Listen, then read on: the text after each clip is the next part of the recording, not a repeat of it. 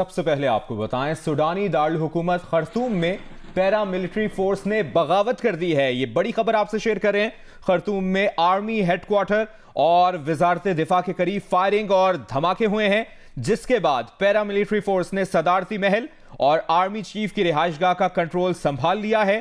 پیرا military force کا فوجی اہلکاروں سے مطالبہ ہے کہ فوجی اہلکار عوام کی طرف آ جائیں. سوڈانی پیرا ملٹری فورس نے خرطوم ایئرپورٹ کا بھی کنٹرول سنبھال لیا. خبر ایجنسی کا کہنا ہے کہ امریکی سفیر نے فوج اور پیرا ملٹری فورسز سے جھڑپیں روکنے کا مطالبہ کیا ہے.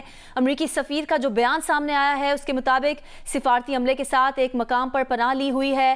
خرطوم میں روسی سفارت خانے کا فریقین سے جنگ بندی کا مطالبہ بھی سامنے آ رہا ہے. سوڈانی دارالحکومت خرطوم میں پیرا ملٹری فورس نے بغاوت کر دی ہے. خرطوم میں آرمی ہیڈ کوارٹر اور وزارت دفاع کے قریب فائرنگ اور دھماکے ہوئے ہیں، جس کے بعد پیرا ملٹری فورس نے صدارتی محل اور آرمی چیف کی رہائش گاہ کا کنٹرول سنبھال لیا ہے.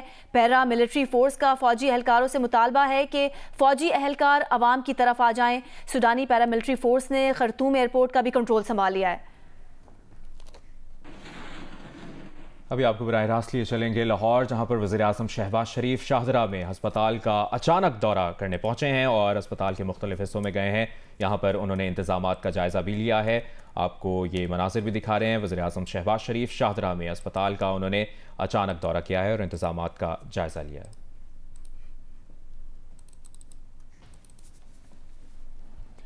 وزیراعظم شہباز شریف نے کہا ہے کہ جو کچھ عدالت عظمیٰ اور پارلیمنٹ کے درمیان ہو رہا ہے وہ اس پر کچھ کہنا نہیں چاہتے، مگر 2018 کے جھلو الیکشن میں نون لیگ اور نواز شریف سے خدمت کا موقع چھینا گیا اور اس کے بعد آنے والی حکومت نے کرپشن کی اخیر کی. یہ بھی کہا کہ سابق چیف جسٹس ثاقب نثار راستہ نہ روکتے تو الیکشن میں نون لیگ کے وارے نیارے ہوتے. جو عدالت عظمیٰ میں اور پارلیمنٹ میں جو معاملہ چل رہا ہے وہ آپ کے سامنے ہے. وہ یہاں پر میں اس کے بارے میں کچھ نہیں کہنا چاہتا. 2018 میں جھرلو الیکشن ہوا. وہ جھرلو نے اور فراڈ نے اور جعلی الیکشن نے وہ ہم سے موقع چھینا، نواز شریف سے موقع چھینا. پھر وہ حکومت نے کرپشن کی اخیر ہو گئی. تھانے بکتے تھے، D P Os D C Os کے دفتروں کی بولیاں لگتی تھی کہ جب 2018 کے الیکشن میں ابھی کئی مہینے پڑے تھے تو اس وقت کے جو چیف جسٹس تھے ثاقب نثار، انہوں نے ان تمام منصوبوں پر پابندیاں لگا دی تھی. کیوں؟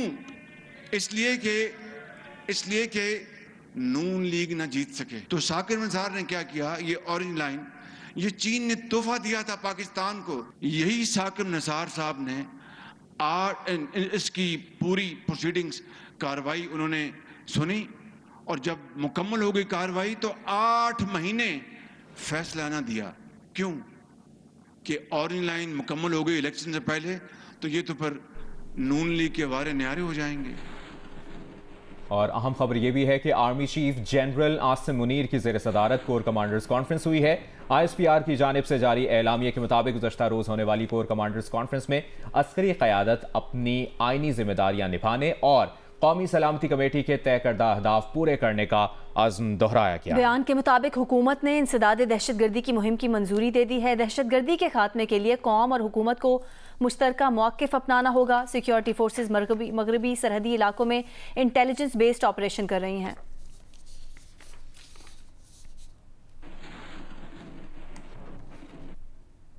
اور ورلڈ بینک نے پاکستانی معیشت کی development outlook and risk report جاری کر دی ہے، جس میں کہا گیا ہے کہ رواں مالی سال میں پاکستان کی شرح نمو 0.4% رہے گی. آئی ایم ایف پروگرام کے باوجود پاکستان کو زر مبادلہ ذخائر کی کمی کا سامنا رہے گا. 2025 تک پاکستان کے قرضوں، سود اور بانڈز کی ادائیگیاں $29 ارب سالانہ تک پہنچنے کا خدشہ ہے. رپورٹ میں یہ بھی کہا گیا ہے کہ موجودہ سیاسی صورتحال بھی معیشت کے لیے چیلنج ہے. اس وقت زر مبادلہ ذخائر 1 ماہ کی درآمد سے بھی کم اور مہنگائی 25% سے بھی زائد ہے. پاکستان کے لیے سیلز ٹیکس میں ہم آہنگی اور انکم ٹیکس اصلاحات ناگزیر ہیں. جبکہ آئی ایم ایف نے پاکستان کے دوست ممالک کی طرف سے مالی امداد کے حالیہ اعلان کا خیر مقدم کیا ہے. I M F mission chief Pakistan کا کہنا ہے کہ آئی ایم ایف جلد از جلد ضروری مالیاتی یقین دہانیاں حاصل کرنے کا منتظر ہے تاکہ نویں اقتصادی جائزے کی کامیاب تکمیل کی راہ ہموار. ڈائریکٹر آئی ایم ایف نے کہا ہے کہ پاکستان میں جن حالیہ پالیسیوں کو اختیار کیا گیا ہے وہ درست سمت میں ہے، مگر معاشی استحکام کے لیے فیصلہ کن اقدامات کی ضرورت ہے. वज़ीर आज़म शहबाज शरीफ ने कहा है कि हुकूमत को IMF का टूटा हुआ मुआहदा झोली में मिला था, जिसके लिए आज तक लकीरें निकलवाई जा रही हैं। लाहौर में शादरा फ्लाईओवर का संगे बुनियाद रखने की तकरीब से खिताब में वज़ीर आज़म ने कहा कि IMF जो सख्त शराइत लगा रहा है वो मानना पड़ेंगी, उसके बगैर आगे नहीं बढ़ सकते। ये भी कहा कि तमाम शराइत पूरी कर दी हैं, अब IMF के पास मुआहदा ना करने का कोई बहाना नहीं है। मुआहदे के लिए वज़ीर ख़ारजा ने बहुत तगदो की। नए सिपहसालार जनरल आसिम मुनीर ने रातों को जाग कर IMF मुआहदे के लिए काम किया। IMF का टूटा फूटा मुआहदा हमारी झोली में पड़ा और किस तरह हमने आज भी लकीरें निकाली जा रही हैं ताकि IMF के साथ मुआहदा हो जाए। फिलहाल हमें IMF की शराइत माननी पड़ रही हैं, हमारे पास कोई और चॉइस नहीं, हर कड़ी उनकी शर्त हमें माननी पड़ रही है, हमें उसके बगैर हम आगे नहीं चल सकते। IMF ने कहा कि बाकी अपने दोस्तों से पैसे लेके दें, तो चुनाचे पिछले 1.5 महीने में हमने सरतोड़ कोशिश की और मैं इंतहाई शुक्रगुजार हूँ सऊदी अरेबिया का, इंतहाई शुक्रगुजार हूँ मैं अपने UAE का, जिन्होंने हमें $3 अरब दिए, हमें $3 अरब। और इसके लिए मैं तो उनसे जाके बात कराया था, लेकिन उसके लिए जो तगोदो की है, जो मेहनत की है, जो पसीना कराया है, मैं आपको ईमानदारी से बता रहा हूँ, वो हमारे नौजवान फॉरेन मिनिस्टर बिलावल भुट्टो ने कोशिश की, हिसाक डार साहब जिनको रातों को भी नींद नहीं आती बेचारों को, वो इस काम के लिए दिन रात जुटे रहे, और जो नए जो सिपहसालार आए हैं जनरल आसिम मुनीर रातों को ये जागे, और सऊदी अरेबिया से UAE से मैंने इस तरह ये मामला तय पाया और अब IMF के पास कोई बहाना नहीं है, तमाम शराइत मंजूर हो गई हैं। रहनुमा PTI फवाद चौधरी ने कहा है कि आइन को मुकद्दम माना जाए और आवाम को दीवार से ना लगाया जाए।